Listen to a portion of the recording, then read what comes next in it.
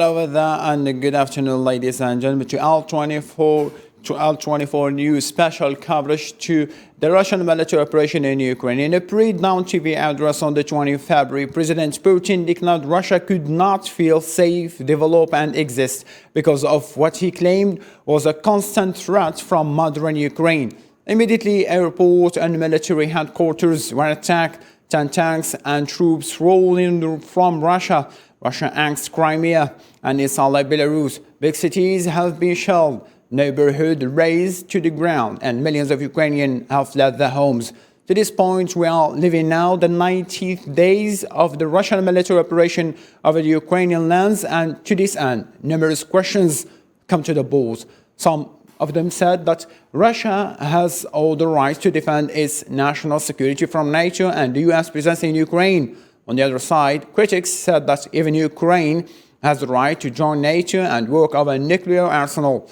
The panel of our guests, Mr. Samuel Ramoni, PhD in International Relations and Russian Studies from United Kingdom, and Professor of Political Science Valentin Yakushki from Ukraine will give us the answer. A debate to be discussed right after this break.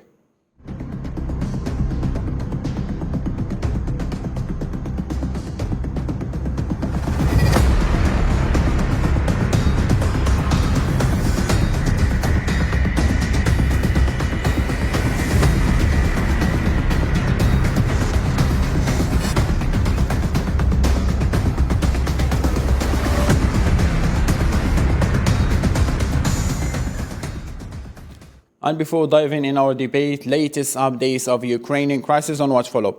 Talks resume Monday morning between Kiev and Kremlin after a weekend of Russian attacks that raised fears of widening of the military operation. According to reports, over 2,500 civilians in Ukraine's Mariupol killed in Russian attacks. On the other hand, Ukraine's besieged port city of Mariupol is running out of its latest reserve of food and water, the city council said. Ukrainian President Volodymyr Zelensky again urged NATO to establish a no-fly zone over his country, warning that otherwise the organization risks seeing Russian rockets falling on its member states. I repeat again, if you don't close our sky, it's only a matter of time before Russian missiles fall on our territory, NATO territory, on the homes of citizens of NATO countries. Mr. Valentin, after all the disappointments he lived and the lies of the NATO to him and his country that they are not going to leave Ukraine alone, here it is again, Ukraine's President Vladimir Zelensky asking again, urging again, NATO to establish a no-fly zone over his country. How can you explain this, Mr. Valentin from Ukraine? They are already refused. Well, it's logical. The NATO countries, they don't want to have a third world war or fourth world war, because the third was the Cold War, which Soviet Union has lost. So for the West, it's much better to have this kind of fighting between Ukraine and Russia, and they supply Ukraine with all necessary military facilities. Russia becomes weaker. Russian leadership shows that the policies of Putin are inhumane. They are really mad. So for the West, it's more or less okay supporting one nation which is ready to fight with somebody who is destroying his own country, who is destroying the image of the country, economy of the country, who is destroying the unity of the neighboring nations. It would be like if somebody creates war between Arab countries who are destroying itself, and then somebody who is interested in this is just watching. What's that? If there is unclever, inhumane policy, we have the results. The worst results for Ukraine, because we are destroyed, our infrastructures, our people are leaving the country, more than 2 million people. And I even do not know what will be with the next harvest, whether there will be chance to avoid hunger in Ukraine. Now, if we do not start the spring agricultural activities. And it seems to be that in the largest part of Ukraine, we will not be able. What will be the result? We will be the poorest country with hunger. Well, coming to this point, Mr. Valentin, we come to situation in Ukraine. Mr. Samuel, in UK, how it is described this situation? I mean, Blinken and I over Zelensky's calls always, someone who calls for help, but no one responds. Well, inside Britain, I guess the situation is basically viewed obviously very hawkishly towards Russia. I mean, Britain has tried to get off the gate in terms of almost daily supplies of lethal military assistance towards Ukraine. One of the issues that's probably the most controversial inside Britain is obviously the issue of accepting Ukrainian refugees, which due to the visa restrictions, we were very slow off the gate in doing that. We only had 50 accepted as of last week. Now we've got a few thousand, so we're moving ahead on that issue. But Britain is aligned also with the European Union, the American consensus, which is that a no-fly zone on Ukraine is not a realistic option because that will lead to a potential nuclear war with Russia. And the British were one of the first to kind of make that statement even before I think the Americans made it. They made it about 24 hours before. So Britain is willing to help Ukraine as much as possible in terms of tough sanctions against Russia, as well as in terms of military aid, but is not willing to take that next step. Okay, coming to this point, we will discuss together. Dozens of people have been killed in outside the western Ukrainian city of Lviv, near the Polish border, after a violent shelling of Russian forces on the region. The shelling left 35 killed and 134 wounded people. The operation took place moments before dawn in the region where NATO and USA forces train Ukrainian soldiers. The Russian military operation has expanded to its farthest as Russian forces reached the borders of the European Union and NATO. Russia bombed a military base used by Western volunteers less than 15 miles from the Polish border. A volley of missiles hit the facility of the town of Yavoriv, between the border and the city of Lviv in western Ukraine. The blasts of the International Peacekeeping and Security Center were heard for miles around, shaking windows and lighting up the pre-dawn sky. The bombing of the International Center for Peacekeeping and Security killed 35 people and injured 134 others. Nothing was happening there that could threaten the territory of the Russian Federation, and just 20 kilometers away are the NATO borders. The barrage of Russian missiles which slammed the Ukrainian army facilities left at least 35 deaths and around 134 injured people. The missile strikes came hours after Ukrainian President Volodymyr Zelensky accused Russia of trying to break his country apart, as well as starting a new stage of terror with the alleged detention of a mayor from a city west of Mariupol. And I repeat once again, if you don't look down our skies, it's only a matter of time. Russian rockets will fall on your territory, on NATO territory, on the homes of citizens of NATO countries. President of Ukraine Volodymyr Zelensky visited wounded people at hospitals who were witnesses of the tragic missile strike slam of the city. The governor of the Lviv region, Maxim Kozitsky, said Russian forces fired more than 30 cruise missiles at the Yavoriv military range. The United States and NATO have regularly sent instructors to the range, also known as the International Peacekeeping and Security Center, to train Ukrainian military personnel. The facility has also hosted international NATO drills. Mr. Samuel, as a direct question needs a direct answer. What if the Polish borders were hit by mistake or even in purpose by Russian troops or even by unknown strikes? How NATO and all European gonna react to these strikes? Well, the Russians have already struck within 10 kilometers of the Polish-Ukrainian border, so we're almost having that question being answered right now. I think that obviously the European Union and the United States and NATO in general have categorically really ruled out any kind of military intervention inside Ukraine just to protect Ukrainians. Even when it came to the issue of Russia using chemical weapons on Ukraine, Ned Price from the State Department said we'll face severe consequences. And that felt a lot like the red line in Syria, where they promise a lot of threats, but they don't actually deliver anything. Biological weapons and nukes might be a different story, but that's a separate question. If it does strike the NATO deterrent, though, I think that this will lead to several issues. I think the support for a no-fly zone might actually flip into its favor. The debate now might actually move towards supporting it. And also, I think more likely than that, the Ukrainians will start receiving jets from NATO countries to protect their skies. Like all the MiG and Su-class jets that are held in NATO countries, especially countries like Poland, Bulgaria, Slovakia, will go to Ukraine, and the Ukrainians will use those jets to kind of fend off Russian aerial attacks. So I think the jet shipments and possibly a no-fly zone would be likely the response if Russia did cross into NATO territory. Well, Mr. Samuel, based on the reports, it is said that in Ukrainian lands there were some experiments of weapons that are under control of US. How do you say that US are not interfering directly, indirectly in the situation? Well, I mean, the U.S. is certainly supplying arms towards Ukraine in terms of javelins, and Victoria Nuland did make an oblique reference to the fact that there were some, biological weapons facilities. But I think that the Russians, by talking about Ukrainian WMD capabilities, by talking about, how Ukraine is pursuing nukes or pursuing biological weapons with U.S. support, that narrative is grossly exaggerated. So the U.S. is certainly an involved player in terms of aiding the Ukrainians militarily.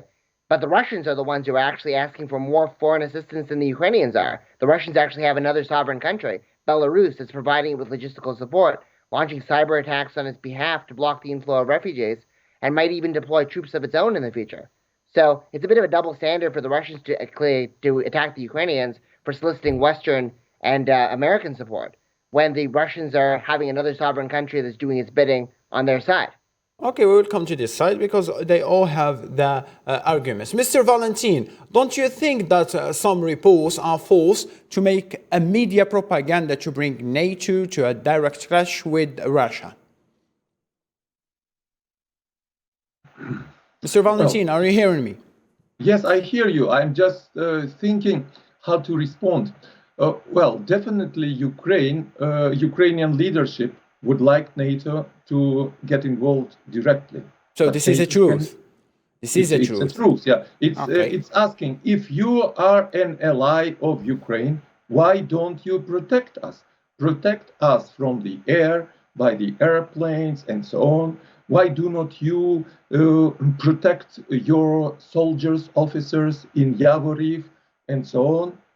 Yeah, it's logical from Ukrainian point of view. But from the point of view of the NATO countries, it's not logical. The war is on Ukrainian territory. Ukraine is not member of the NATO. So if someone of the leaders of NATO, I think yesterday said that if there will be further attacks on NATO's, on Western caravans going into Ukraine, NATO will respond. But then American leadership said we will respond, America will respond, NATO will respond only when territory of NATO countries is touched upon. It's also logical. Yeah.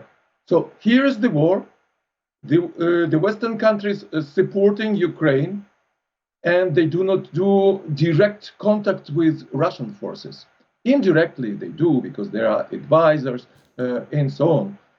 So I don't see here much logical discrepancies, just two different logics. Mr. Valentin, I'm sorry to cut your train of thought, but based on the same statistics and the media propaganda, don't you think that the Russian forces and troops are now not seen as powerful as they were before? Well, I'm from the beginning was saying after 2 days of war that Russia has already lost the war. Well, a week after that, Mr. Biden repeated the same logic when he said that Russia cannot control the occupied territories.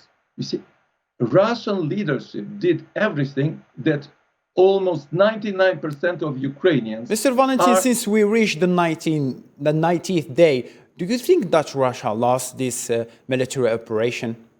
You see, what I mean, God sees that in the future, in the nearest future, Russia loses this war. At this moment, there is a period where there is still fighting. If Russia cannot control the occupied territories, if it cannot create occupying power, it lost. When Americans entered Afghanistan, or when they entered Iraq, they managed to create puppet regimes there. But Mr. Valentin, based on the statistics, Russia was not fighting only Ukraine, but the whole world. allies, the NATO, indirectly, they were all against Russia. Do you think that this is logical if Russia lost this military operation or this war, as you are claiming? Well, I would say that Russian leadership has chosen a wrong actor to fight with. They could have easily won such war with any other country of the same caliber. Well, during the Second World War, some very proud European countries were fighting only for 1 hour, like Denmark. Others were fighting for a couple of days because they preferred to preserve infrastructures, people. This is their logic. Or when Soviet Union occupied Czechoslovakia in '68, they were protesting only, but they didn't go into a war. Ukrainians said that they are ready to fight till the last Ukrainian. They will not surrender. This is the position. And the war is lost. Russia cannot win this war. Okay. Based on the statistics, it's still going on, and we will day by day keep an eye over that. The U.S. State Department confirmed on Sunday that an American journalist was killed amid the rising conflict in Ukraine. Police in the capital Kiev said in social media posts award-winning American journalist Bernard Renaud was killed by Russian forces in the Ukrainian city of Irpin, while another American journalist, Juan Ardurondo, was wounded. Mr. Samuel, do you think this incident will bring a change to the scene? Will the U.S. retaliate for its citizens, taking into consideration that U.S. is the direct rival to Russia? Well, I don't think that they're going to retaliate necessarily on the attack on just an American citizen who's a civilian who's working there. And even the New York Times has said that this guy was maybe a New York Times filmographer, but also he was there on his own kind of ad hoc mission. It seems as if the Americans are just going to frame this as a tragic event when somebody who went into a high-risk, very dangerous conflict zone and then got killed. And it's not going to lead to something much more dramatic. Okay, we will come to this point again. U.S. National Security Advisor Jake Sullivan plans to meet in Rome on Monday with Yang Jie, China's top diplomat, and stressed the economic sanctions Beijing will face it if it helps Russia in its war in Ukraine. In turn, China denounced disinformation from the United States after the American press reported that Moscow had requested Chinese military and economic aid in response to Western sanctions against it in war Ukraine. We are communicating directly, privately to Beijing, that there will absolutely be consequences for large-scale sanctions evasion efforts or support to Russia to backfill them. We will not allow that to go forward and allow there to be a lifeline to Russia from these economic sanctions from any country, anywhere in the world. Recently, the United States released a series of fake news targeting China on the Ukraine issue with malicious intent. China's position on the Ukraine issue has been clear and consistent. We have always played a constructive role in calling for peace and negotiations. The most pressing issue right now is for all parties to exercise restraint, cool the intense situation instead of pouring oil on fire, and favor diplomatic resolution instead of escalating the situation. And to have an answer over this situation, I'm joined live in our studio in Alt24 with our journalist who is a researcher in international relations, Mr. Hussam Burkan. Hussam, hello over there. Thank you so much. And welcome. Hussam, just a direct question. Do you think that this operation in Ukraine by the military forces of Russia has, let me say, succeeded so far? First of all, thank you so much, Abdurrahim, for having me, and I would like to salute all our distinguished guests. So with regard to your question, Abdurrahim, there are two narratives to what's going on currently. There's the narrative of the West, and there's the narrative of the East, led by Russia.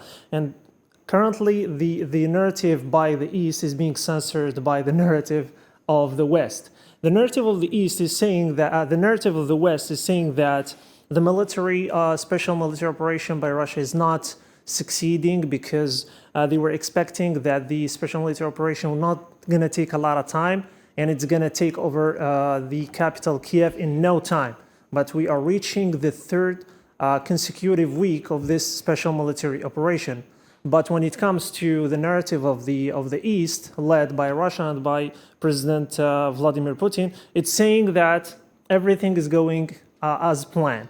So you can see that there is a conflict between two narratives. But I would like to emphasize on the strategy that is used by Russia, and a lot of analysts are talking about right now, which is that it's taking the special military operation is taking a lot of time, and it's extending, it's stretching. We can see that it's taking a lot of time, and it's called a strategy of protraction. It means strategy of extending, and it's a military strategy consisting of surrounding the enemy, surrounding the major and centers of resistance of the enemy. And this is what we're noticing right now. And it's also called the strategy of Anaconda, or the Anaconda strategy, referring to the snake, the anaconda. You know that the anaconda surround the enemy and try to suffocate it. And we can see surround the enemy and squeeze it. Exactly, squeezing it until the enemy or the prey surrender. And we can see that the Russian are attacking from north, from the south, and from the east, and they are taking over the major Ukrainian cities. And with time, they are trying to demonstrate superiority. They are trying to send a message that we're superior, that we are in control, until destroying mentally the other part. And this is what Russians are trying to do. And just I want to emphasize on a very important point, which is the Anaconda strategy. Yeah, of course, briefly. The Anaconda strategy is actually a military strategy that has been used during the Civil War in the U.S. back in the 18th. And you know that back in the time, there was the civil war between two parts, between the North and the South, and between the Union Army and the Confederacy. And the Union Army used it against the Confederacy, and they surrounded them in order to unite the United States. And this is why it was called the Anaconda Strategy. Okay, Hussam. Mr. Valentin, do you think that China is the key solution to this conflict? Do you think that China can create the balance for Ukraine as well as Russia's sovereignty and the national security as well? If in short, no, because China is not yet ready to go in actively. China is ready to support Ukraine with humanitarian assistance. And as I know, it already gave $4 million assistance to Ukraine. China tries to influence the Russian leadership to explain what I'm trying to explain every day on TV. But rather, Mr. Valentin, we haven't seen some really aid and humanitarian aid from China to Ukraine, as you are saying, because they abstained to vote against Russia. Until now, they have done nothing toward this military operation. No, they provided money to Red Cross. They act through other institutions. And the most important is that President Xi, president of China, has telephoned to the Russian leader and tried to explain to him that it's a wrong strategy what President Putin has chosen. But President Putin doesn't want to listen to it. He is there in his own shelter. He is far from reality. He's thinking in other norms. So China is trying the best. China cannot interfere in these relations. What I say, what is important, that China does not repeat such a mistake with Taiwan. What Russia is doing, it is what was ascribed to Chinese strategy towards Taiwan, to enter, to destroy the whole country, and to have ruins there. China will not do that. And it's learning from Russia's mistake and criminal act, what was done by Putin. He comes to Ukraine, he destroys the whole country. Now people go away from the country. Infrastructure is destroyed. Economy has stopped.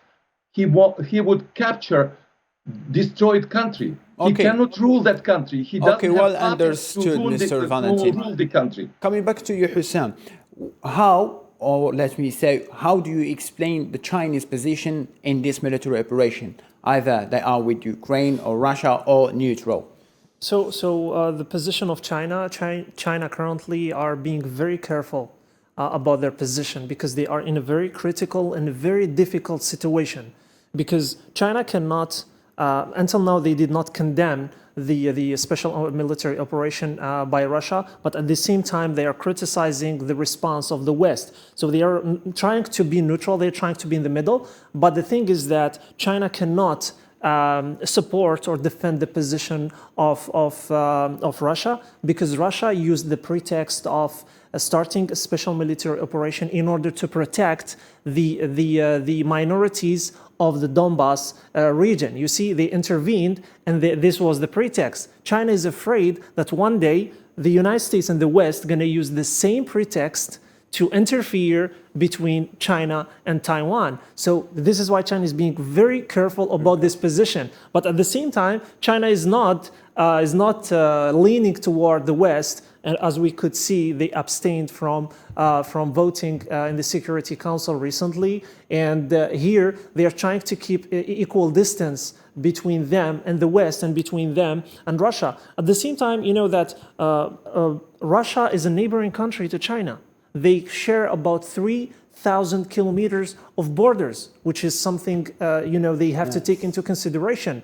And they have a large economical exchange between the two countries. But at the same time, they have also very tight economical relations with the West. So China currently is in the middle, and they cannot take sides, they cannot take position, and they are in their, if you analyze their narrative or their speeches, they all the time, they support diplomatic solutions, they support talks, and they are trying to mediate between Ukraine and Russia. And because, as I told you, the key here is their relationship with Taiwan. Even though like the relationship between China and Taiwan and the conflict or the crisis between Russia and Ukraine is completely different, but they are trying to be careful in taking positions. Understood, Hussam. Thank you so much for this much. clarification. Same thing for you, Mr. Samuel. How do you think, or rather, let me say, how do you consider the position of China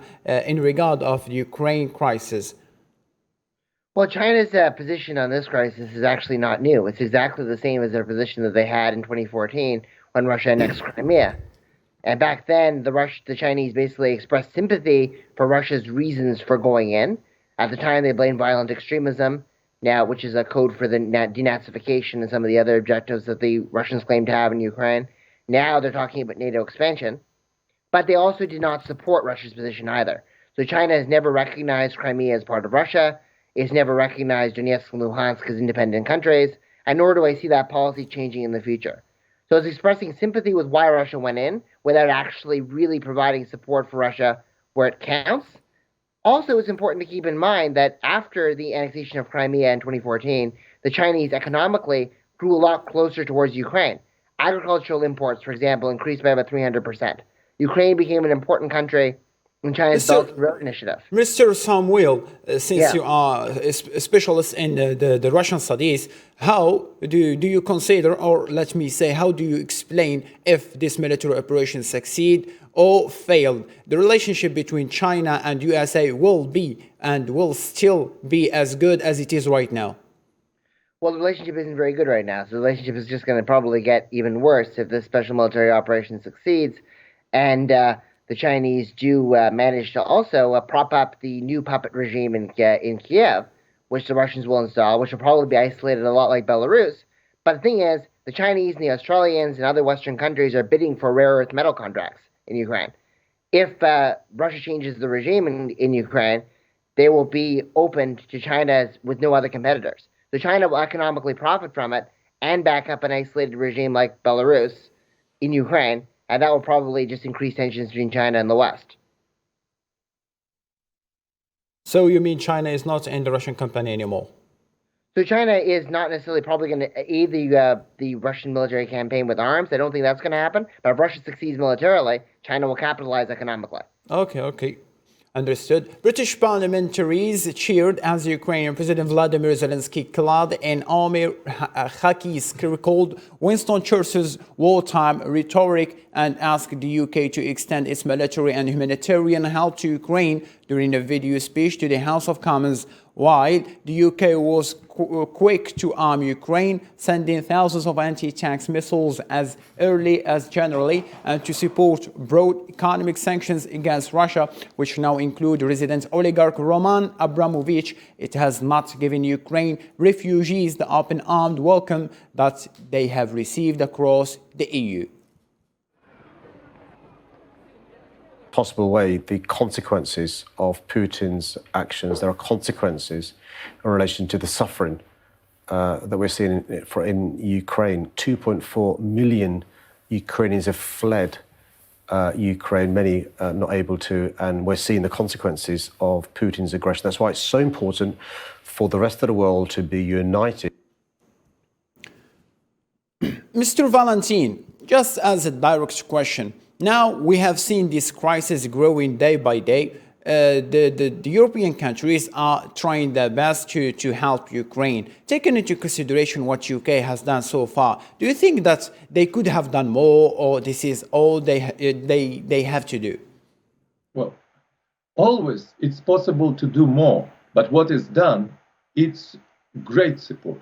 You know, when Ukrainians cross into the Western countries, into Poland, Slovakia, Hungary, Romania, they are received as it was never, I think, in history. They are fed there. They are given free travel possibilities through the whole European Union. So they are placed in places where they can not only survive but live.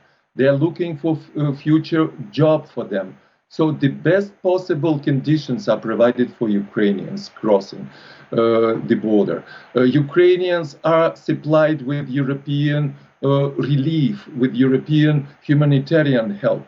Ukrainian army is given the best West European and North American weapons. So Mr. Valentin, based on the statistics and what we have seen during this military operation, there is nothing to anticipate, nothing to expect. Do you think that there will be a military operation, another military operation or intervention in the western of Ukraine by the Allies, by UK, by other interference? No, I don't think so, because it will lead to direct confrontation with Russia. What will be if Russia continues its advance in Ukraine? There will be new destructions, new millions of Ukrainians will go from Ukraine to Western Europe, and Europe will be providing Ukrainians with the help. An American president from the beginning was saying that they are even ready to support Ukrainian guerrillas. So it's in the forecast, in the future plans, that the war in Ukraine will last for a long time with the guerrilla warfare. Well, definitely for the civilization, it's the worst solution. It's better to reach peace now, or peace on fair basis. But I am quite pessimistic, because Russia is still stubborn in its demands on Ukraine to recognize the occupied Crimea as part of Russia and independence of separatist regions. It cannot be acceptable for Ukrainian leadership. Even if many ordinary people will say, okay, we are tired of the war, give these territories to Russia. It will not be possible for the president, even if he wanted to have this kind of awful compromise. The people around him, military people, they will not allow. He will be ousted. So we are doomed to further fighting, to further destructions. And please, well understood, Mr. Valentin. Ukrainians. Well understood. Mr. Samuel, on the other side, since the Russian troops has already almost reached the Polish borders, can we expect there will be a direct clash between the Allies and the Russian troops? Well, I think it's probably not going to be intentionally designed over there, but certainly it's possible if the Russians do cross into NATO territory, and they've already gotten so close to the Polish border. They've already been 10 kilometers away. So it is possible. Obviously, the next fear that would lead to a NATO clash is if Russia were to change the regime in Kiev, it might be tempted to also test the resolve of the NATO deterrent and invade the Baltic states.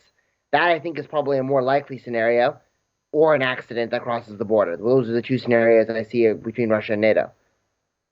Sir Samuel, do you think that Russia is really as strong as it was seen before? Because now, after the 19 days has been passed, they didn't reach the capital yet. So now the propaganda has made its effect, and the results has made even the effects, and we all see that Russia still yet did not reach the capital Kiev. Will that affect the Russian troops? Well, I don't think that Russia is as strong as we might have thought it to be.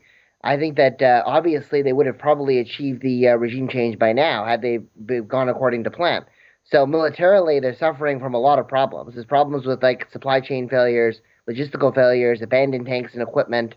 Ironically, a lot of the same problems that they faced in the 2008 Georgian War, which precipitated a major military modernization. They said they'd fix all those problems. Those problems are now coming back. So they're obviously struggling. They haven't really been able to get full control of the skies because the Ukrainian Air Force has been stronger than expected. Their equipment has not really responded very effectively towards Bayraktar TB2 Turkish drones.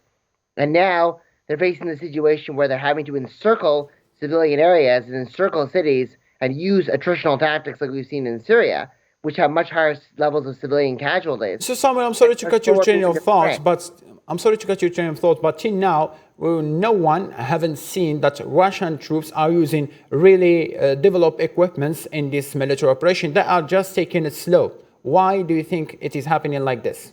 Well, it's just because that's the only option they have. They failed in terms of fast tactics, and now they're trying to bomb cities into submission, much like the way they did in Syria, where they attacked Aleppo, and they attacked Idlib, and they attacked many other areas. And also, I think if Russia starts using more extreme technologies like thermobaric weapons or chemical weapons, that's a sign that the conventional offensive is not going very well. It's a sign of weakness, not a sign of strength. Okay, understood. Russia's finance ministry on Monday said it had approved the temporary procedures for repaying foreign currency debt, but warned that the payment would be made in rubles if sanctions prevent banks from honoring debts in the currency of issue. Russia's cut-off from key parts of the global financial markets by the West will become a lot clearer this week. Moscow is due to pay $117 million on two of its dollar-denominated bonds. However, it has been signaled that Russia is taking steps to pay international bondholders in rubles rather than dollar. The Russian finance minister Anton Silvanov refuted claims that his country cannot fulfill its sovereign debt obligations. Claims that Russia cannot fulfill its sovereign debt obligations are untrue. We have the necessary funds to service our obligations. The Russian finance minister criticized Western sanctions, which freeze government and central bank accounts in foreign currencies, describing this as a desire to suggest that Moscow is unable to pay its debts. The freezing of foreign currency accounts of the Bank of Russia and of the Russian government can be regarded as the desire of a number of foreign countries to organize an artificial default that has no real economic grounds. However, the International Monetary Fund chief, Kristalina Georgieva, warned that a Russian default was no longer improbable, as Western sanctions mean Moscow cannot access much of its foreign currency reserves. In terms of servicing debt obligations, I can say that no longer we think of Russian default as improbable event. Russia has the money to service its debt, but cannot access it. The Russian government also announced the freezing of $300 billion out of $640 billion of the country's reserves of gold and foreign currencies due to the sanctions imposed on Moscow. Mr. Samuel, how can you read this act by the Russian finance minister? Now rubles worth nothing in comparison to US dollar and to euro, and how rubles will be accepted by the other side, taking into consideration that the sanctions imposed on Russia? Well, I think that the sanctions have obviously cut into Russia's ability to finance and repay its external debt. If you look at the estimates from the Russian finance ministry that were released today, $300 billion of the $640 billion in forex and gold reserves that the Russians possessed prior to the invasion have now been frozen, and that's directly linked to the freezing of the central bank assets.